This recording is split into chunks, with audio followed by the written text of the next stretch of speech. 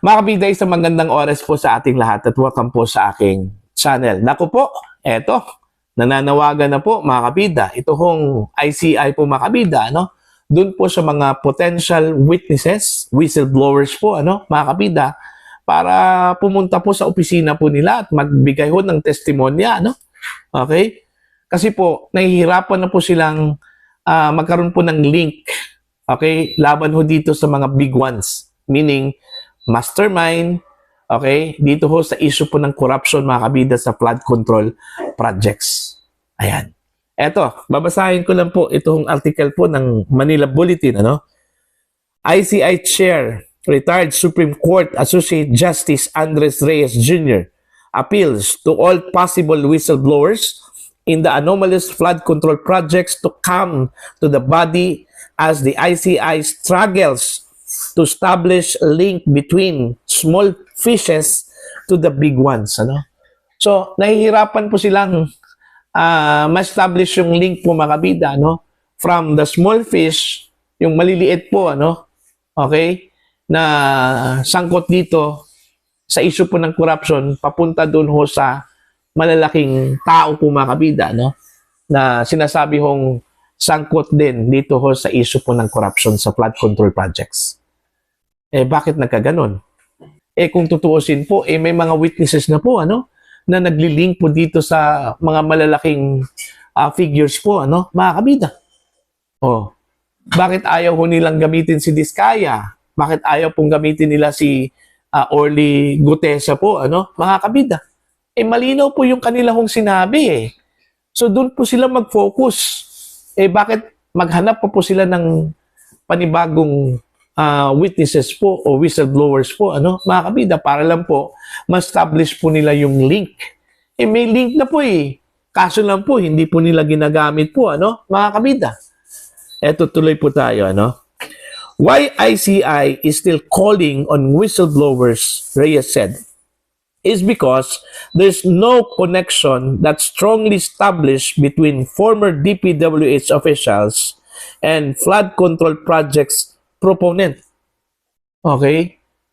Huwag ko tayong mag-focus dun ho sa mga DPWH officials kasi alam naman po natin yun na hindi po sila least guilty po, ano, mga kabida. Isa po sila sa mga matatawag po natin na major players po, ano, dito ho sa issue po ng corruption sa flood control projects. Okay? Yung testimonya po ng mga Diskaya, yung testimonya po ni Master Sergeant Gutesa, bakit ayaw po nilang gamitin to? Okay? Bakit po pinipilit po nilang wala hong credibility ito hong dalawang mga testigo po, ano, mga kabida? Alright? Eto, tuloy po tayo. These are planned already na hindi sila mahuli. Reyes says it may be the ombudsman who can gather evidence linking the DPWH officials and flood control projects proponents. Ano? Ang dali lang sana yun eh. Okay? I-exhaust nila yung testimonies, mga kabida, ng mga Diskayas. At saka, ito kong si Orly Gutesa. Ano? Okay? Total, sa mga Diskayas, mayroon man po yung mga ledger, di ba? Sinabi po yun ni Curly Diskaya po, mga kabida, ano? Na meron po silang ledger.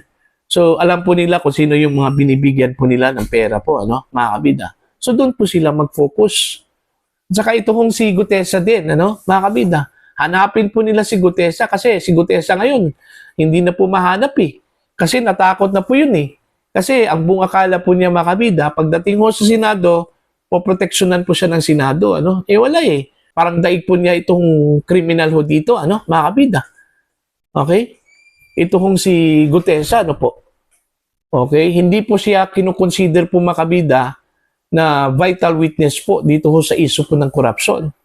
Kasi nagsisinungaling daw, ano? Hindi daw kapanipaniwala yung kanyang testimonya po, ano? Mga kabida. Dahil lang po doon ho sa issue po ng signature po, ano? Ng notary public. Okay? Doon na po nag-umpisa yung kanilang hinala, ano? Eh kung tutuusin po, baliwala po yung affidavit po eh, kasi nanumpa na po yung tao po, ano, sa harap mismo ng mga senador, ano po, mga kabida. Oh. See? Dito ho sa ICI, bakit pa po kayong maghanap po ng mga testigo eh? May mga testigo na po eh. Okay? Mga kabida. Yung testimonya po mga kabida ng isang testigo po dyan sa Blue Ribbon Committee, ano po, mga kabida, kung saan po ay nililink po ito hong si Executive Secretary Lucas Bersamin. Eh bakit hindi po nila pinurso yun? Bakit pinutol nila po doon po mga kabida, ano?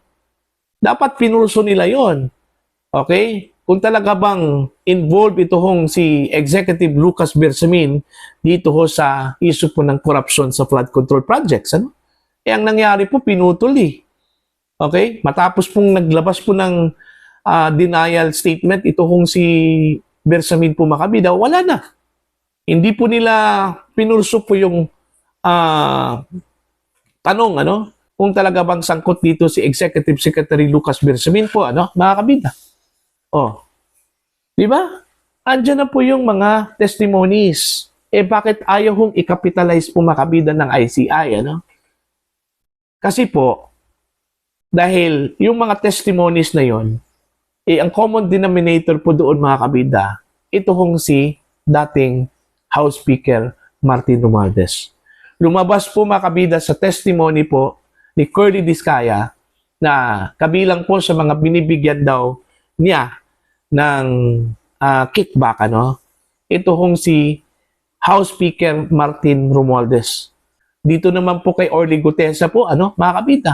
Malinaw po yung sinabi po niya, ano? Personal experience po niya. May personal knowledge po siya, no?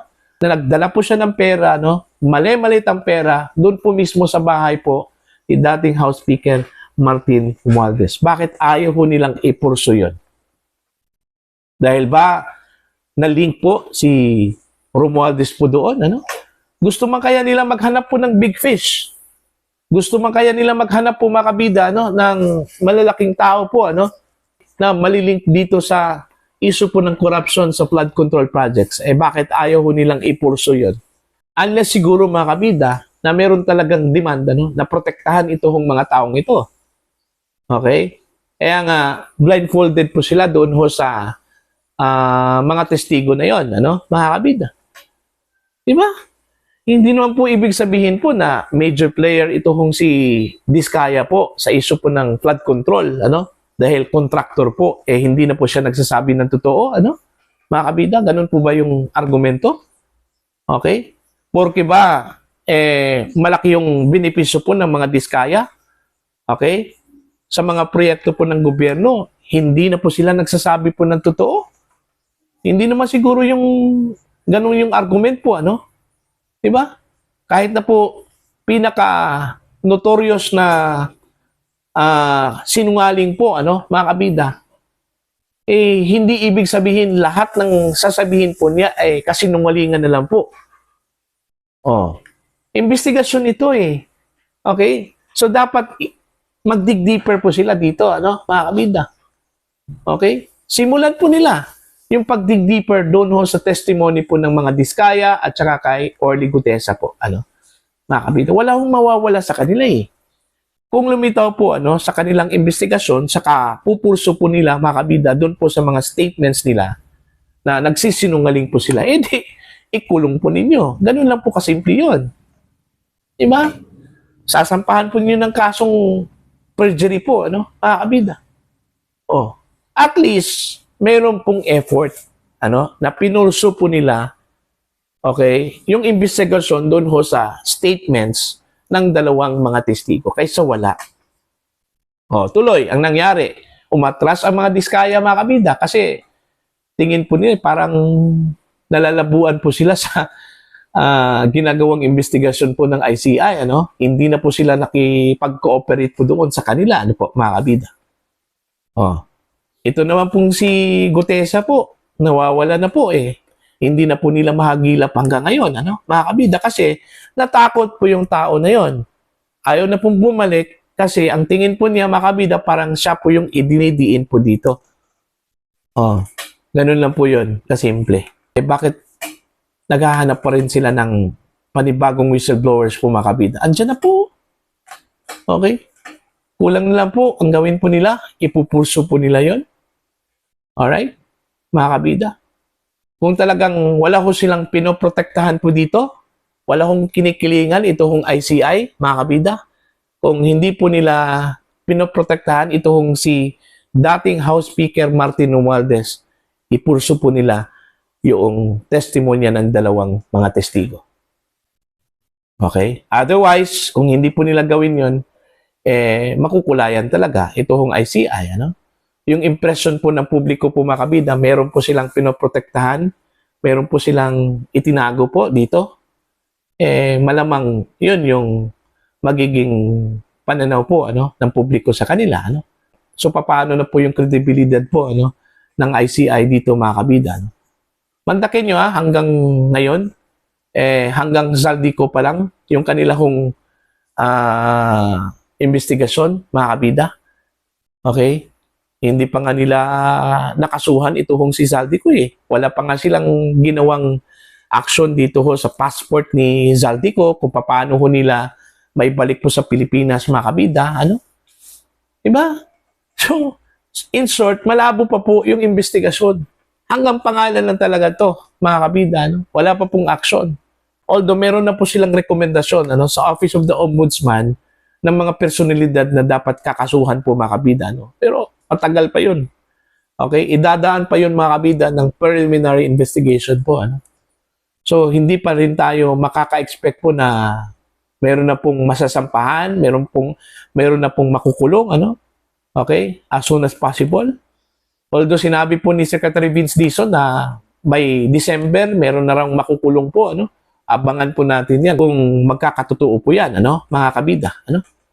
So, para po sa inyo, ano po ang inyong opinion at pananaw dito ho sa panawagan po, mga kabida, ng ICI, lalong-lalo na po ni Chairman Reyes po, ano? Sa mga whistleblowers o potential whistleblowers na pumunta na po sa kanilang opisina para ho magbigay po ng testimonya, no?